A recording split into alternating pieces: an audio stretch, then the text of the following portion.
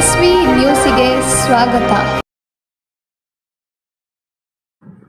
ರಾಜ್ಯದ ಯುವಜನರಲ್ಲಿ ಎಚ್ಐವಿ ಸೋಂಕು ದಿನದಿಂದ ದಿನಕ್ಕೆ ಆತಂಕಕಾರಿ ಪ್ರಮಾಣದಲ್ಲಿ ಹೆಚ್ಚುತ್ತಿರುವ ಹಿನ್ನೆಲೆ ಕರ್ನಾಟಕ ಸರ್ಕಾರ ಮಹತ್ವದ ನಿರ್ಣಯ ಕೈಗೊಂಡಿದೆ. ರಾಜ್ಯದ ಎಲ್ಲ ಪದವಿ ಮತ್ತು ಇಂಜಿನಿಯರಿಂಗ್ ಕಾಲೇಜು ವಿದ್ಯಾರ್ಥಿನಿಯರಿಗೆ ಎಚ್ಐವಿ ತಪಾಸಣೆ ಕಡ್ಡಾಯಗೊಳಿಸಲು ಆರೋಗ್ಯ ಇಲಾಖೆ ಹಾಗೂ ಶಿಕ್ಷಣ ಇಲಾಖೆ ಜಂಟಿಯಾಗಿ ಮುಂದಾಗಿದೆ. ರಾಷ್ಟ್ರೀಯ ಏಡ್ಸ್ ನಿಯಂತ್ರಣ ಸಂಸ್ಥೆಯ ಇತ್ತೀಚಿನ ವರದಿಗಳ ಪ್ರಕಾರ ಎಚ್ಐವಿ ಸೋಂಕಿತರ ಸಂಖ್ಯೆಯಲ್ಲಿ ಕರ್ನಾಟಕವು ದೇಶದಲ್ಲೇ 3ನೇ ಸ್ಥಾನದಲ್ಲಿದೆ. ಪ್ರಸ್ತುತ ರಾಜ್ಯದಲ್ಲಿ ಸುಮಾರು 2.60 ಲಕ್ಷ ಎಚ್ಐವಿ ಪಾಸಿಟಿವ್ ವ್ಯಕ್ತಿಗಳಿದ್ದು, ಇದು ಗಂಭೀರವಾದ ಸಾರ್ವಜನಿಕ ಆರೋಗ್ಯ ಸಮಸ್ಯೆಯಾಗಿ ಪರಿಣಮಿಸಿದೆ. ಈ ಪೈಕಿ 2.5 ಲಕ್ಷ ಮಂದಿ ಆಂಟಿರೆಟ್ರೋವೈರಸ್ ಥೆರಪಿ ಚಿಕಿತ್ಸೆ ಪಡೆಯುತ್ತಿದ್ದರೂ, ಸುಮಾರು 54,000 ಮಂದಿಗೆ ತಮಗೆ ಸೋಂಕು ತಗುಲಿರುವುದು ಅರಿವೇ ಇಲ್ಲದಿರುವುದು ಅತ್ಯಂತ ಆತಂಕಕಾರಿ ಅಂಶವಾಗಿದೆ. ಕರ್ನಾಟಕ ರಾಜ್ಯ ಏಡ್ಸ್ ತಡೆ ಸೊಸೈಟಿ ನೀಡಿರುವ ಅಂಕಿಅಂಶ ಇನ್ನಷ್ಟು ಗಾಬರಿಯನ್ನುಂಟು ಮಾಡುತ್ತದೆ. 18 ರಿಂದ 35 ವರ್ಷದೊಳಗಿನ ಯುವಜನರಲ್ಲಿ ಈ ಸೋಂಕು ತೀವ್ರವಾಗಿ ಹರಡುತ್ತಿದೆ. 2023-24ರಲ್ಲಿ 44,500ರಷ್ಟಿದ್ದ ಸೋಂಕಿತರ ಸಂಖ್ಯೆ 2025-26ರ ವೇಳೆಗೆ ಭಾರೀ ಏರಿಕೆ ಕಂಡು 66,600ಕ್ಕೆ ತಲುಪಿದೆ. ಇತ್ತೀಚಿನ ವರದಿಯೊಂದರ ಪ್ರಕಾರ ಕೇವಲ 18 ರಿಂದ 25 ವರ್ಷ ಪ್ರಾಯದ 7,000ಕ್ಕೂ ಹೆಚ್ಚು ಯುವಕ ಯುವತಿಯರಲ್ಲಿ ಎಚ್ಐವಿ ಪತ್ತೆಯಾಗಿರುವುದು ಸರ್ಕಾರವನ್ನು ಅಲರ್ಟ್ ಮಾಡಿದೆ.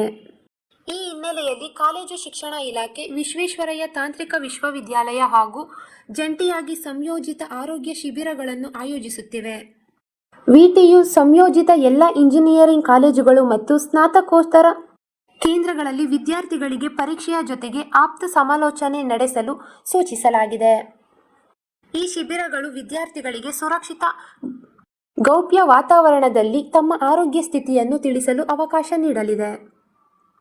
ಜುಲೈ 2026ರಿಂದ ಫೆಬ್ರವರಿ 2027ರವರೆಗೆ ಕಾಲೇಜುಗಳಿಗೆ ಬೀದಿ ನಾಟಕ, ರಸಪ್ರಶ್ನೆ ಸ್ಪರ್ಧೆ ಹಾಗೂ ತಜ್ಞರ ಉಪನ್ಯಾಸಗಳ ಮೂಲಕ ಜಾಗೃತಿ ಮೂಡಿಸಲು ವಿಟಿಯು ಮಾರ್ಗಸೂಚಿ ಪ್ರಕಟಿಸಿದೆ.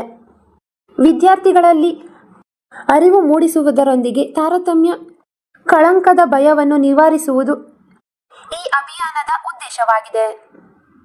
ಈಗಾಗಲೇ ಕಾಲೇಜು ಅಂಗಳದಲ್ಲಿ ಮಾದಕ ದ್ರವ್ಯ ಹಾವಳಿಯ ವಿರುದ್ಧ ಸಮರ ಸಾರಿರುವ ಸರ್ಕಾರಕ್ಕೆ ಇದೀಗ ಯುವಜನತೆಯನ್ನು ಎಚ್ಐವಿ ಸೋಂಕಿನಿಂದ ರಕ್ಷಿಸುವುದು ಬಹುದೊಡ್ಡ ಸವಾಲಾಗಿ ಪರಿಣಮಿಸಿದೆ.